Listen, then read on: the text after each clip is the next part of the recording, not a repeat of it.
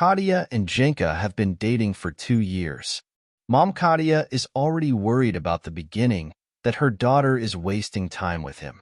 It won't work out until the wedding. Genka himself said that there is nowhere to hurry, they will have time. And we are so good together. Summer passed. Leaves flew around from the trees, covering the sidewalks with a golden carpet. Genka suddenly made a suggestion to Katya, gave a modest little ring. She hugged him and whispered in his ear, "Yes." And then she put the ring on her finger and happily shouted, "Yes." I pulled my hands up and jumped in a partial place. The next day they went to the registry office and, embarrassed and sluggish, the wedding was scheduled for mid-December. Katya wanted a wedding in the summer so that everyone could see how beautiful she was in a white dress. But she didn't argue with Genka. What if she postpones it until next summer, and then she can change her mind? Anna loves him and will not survive the separation. On the day of the wedding, a real blizzard was blowing. The wind was another burst will pick up the beauty of the bride and take away far away. On the porch, Genka picked up a happy wife and carried her to the car. And nothing, not a blister, not a shabby hairstyle could spoil the joy of lovers. At first Katya bathed in love and happiness. It seemed that it will always be so. No, there were small quarrels between young people. But at night they quickly made up and loved each other even more. A year later, Deniska was born into a happy young family. The boy grew up calm and thoughtful, to the joy of his mother and father. Genka, like most men, helped Katya manage her son little, was afraid to take the baby in her hands. And if he took, then Deniska began to whine and Katya quickly took him. "You're doing better. If he grows up, then I'll play football with him. I'll better provide you with life," said Genka, but his salary barely enough for 3. Denis grew up, went to kindergarten, Katya went to work. But the money did not become more. It was impossible to save up for the first deposit for an apartment in a mortgage. The claims began. The spouses quarreled, blaming each other for their extra expenses. It's easy to make amends, as before, they couldn't do it anymore. "That's it. I'm tired of it. Pasha, and you don't have enough money. Do you eat them?" Genka once asked annoyingly. "Eat you?" Katya ate. "Look what kind of animal you've grown.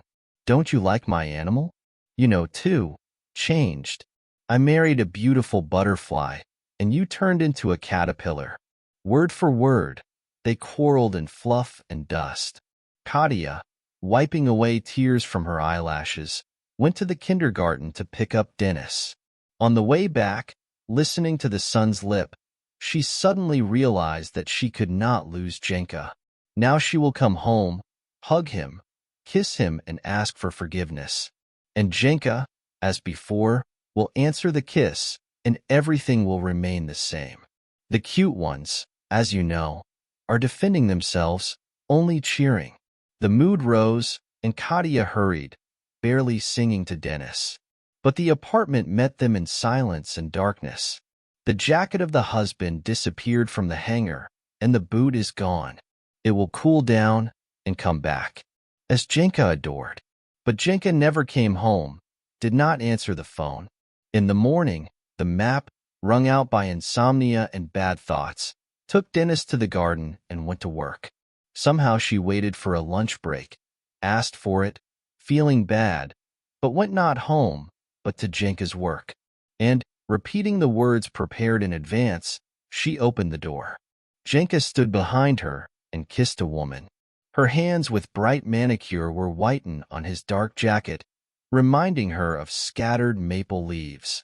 The woman suddenly opened her eyes and saw Katya, but did not move away from Genka, did not remove her hands from his back, but vice versa. Katya ran out of the office like a sly girl, walking without understanding the road, bumping into passers-by, seeing nothing in front of her from the tears that had covered her eyes. The legs brought her to her mother's house. "Mom, why is he so with me? Are all men like that?" asked Katya in tears. "What are they like?" asked Mom. "They are cheating. They probably have it for a long time, and she didn't notice. Can it be like this, suddenly?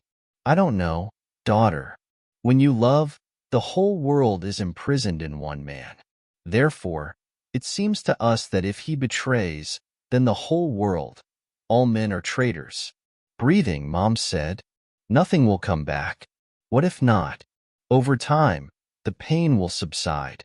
You have a son. Think about him. And if he doesn't come back, maybe it's for the best.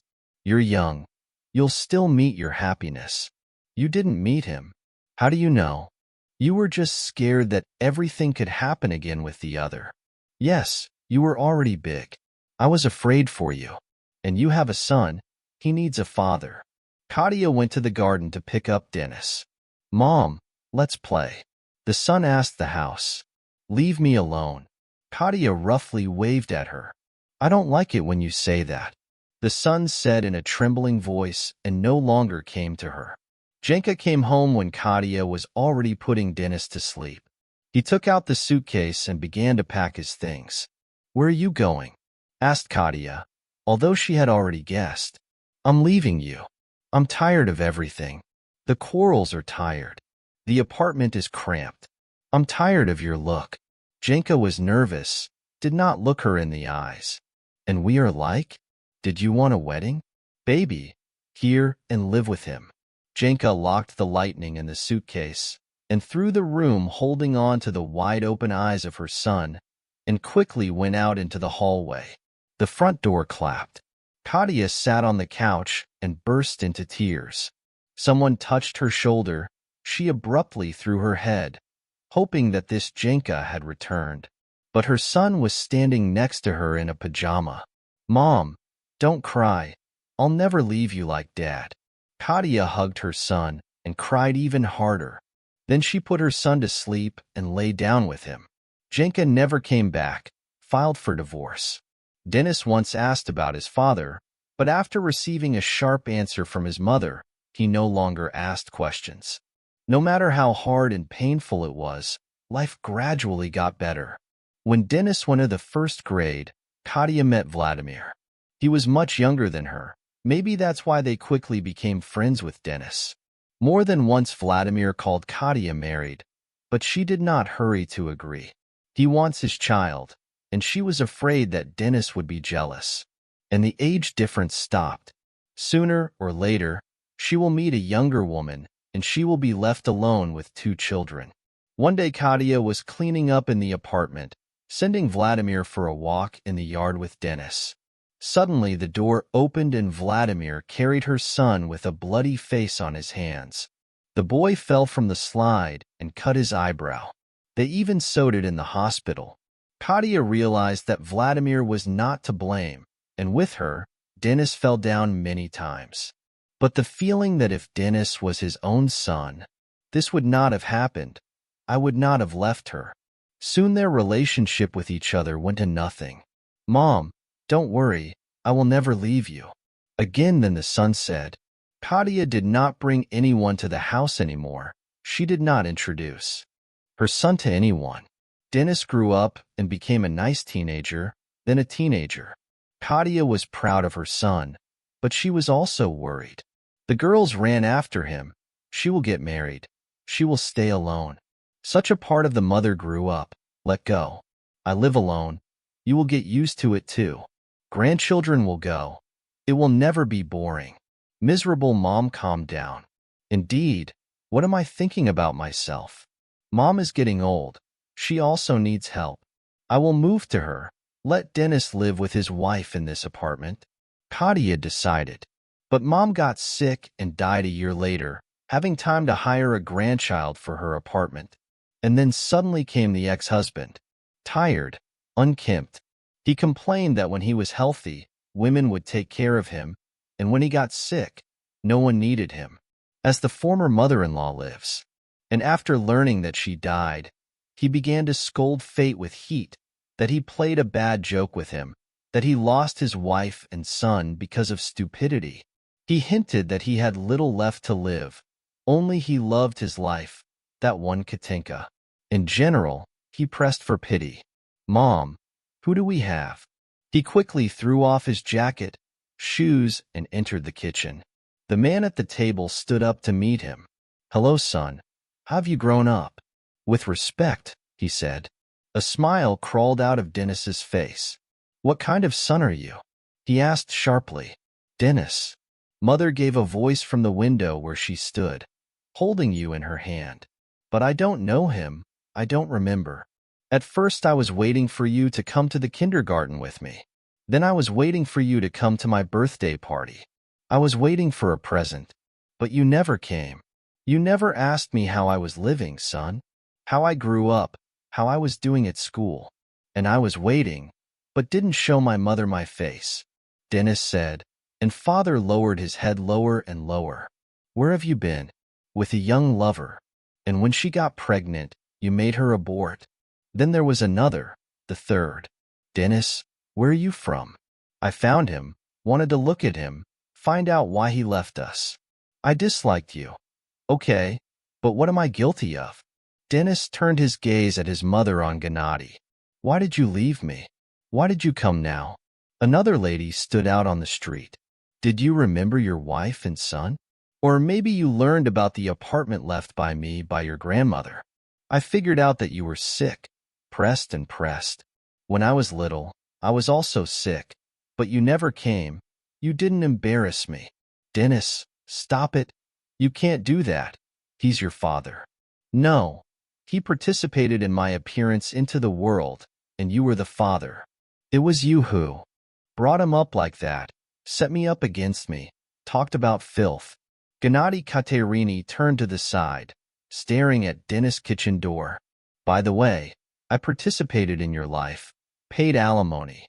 Gennady's voice suddenly strengthened. He looked at Dennis angrily. "Why didn't you bring him up yourself?" Katya turned to the window. "Okay, I got it all." Gennady clapped his hands on his knees and got up. "I'm not happy here. Sorry to bother you." He stood, hoping that he would be stopped, but neither Dennis nor Katya, nor the prophet and the word. "Let's go to my father." Gennady went out to the hallway and began to dress slowly, grumbling so loudly and sighing. "Mom, don't." Dennis blocked the way for Katya, who wanted to go out and see off her ex-husband. "Let him go." The front door clapped. After the institute was over, Dennis left to work in the capital. Katya refused to go with him, and Samar had a hard time separating from her only son. "You will get married. I will only interfere with you. Don't persuade me. I can handle it, because I'm not old yet." This is the fate of all mothers. One day, let go of the children and stay alone. Dennis came almost every weekend. "Mom, I need to talk to you," he said. "If you will persuade me to go to you again, I will not go." "I will marry," said Dennis. "Really?" Katya was delighted and confused. She was waiting for such news and still was not ready for it. "Who is your fiancé? Do you work together?" "Good girl. I hope you will like her. The wedding will be in a month." "That's not all. She's waiting for a child?" Katya suggested. "No, we are planning children, but not now." "I don't want to say that. Grandma's apartment, after all, mine."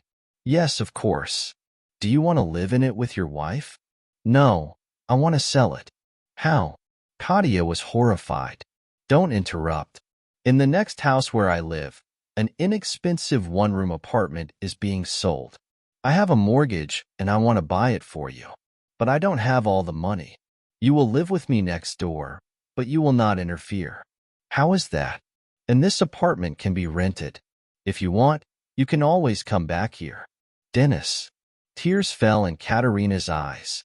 "Don't cry, Mom. There's no reason to cry. I promised I wouldn't leave you. Everything happened as fast as in a dream. And now Katerina is going to the capital with her son." The district turned out to be not as noisy as the center. Dennis opened the door to the apartment and let her mother go. She looked around the room, the big kitchen, pressing her hands to the chest and the ahoy. "You'll have a rest. You'll come to me. I'll introduce you to my future wife. There will be no problems with work either. There is a polyclinic nearby. Someone is always needed there. Don't you like it? What are you, son? She didn't dream of this. Katerina's voice sat down with excitement. Usually children forget about their parents, and you? Why do I have such happiness? You deserve it, Mom. What? I didn't do anything like that. You raised me. What else do you need? You are a real man. I can die calmly. Your bride is lucky. Live longer, Mom. You still have to raise grandchildren. By giving a woman a son, God gives her the opportunity to try to raise a real man himself, capable of not only saying compliments and perform the actions. Subscribe to the channel. I will be grateful for the like under the video. See you soon.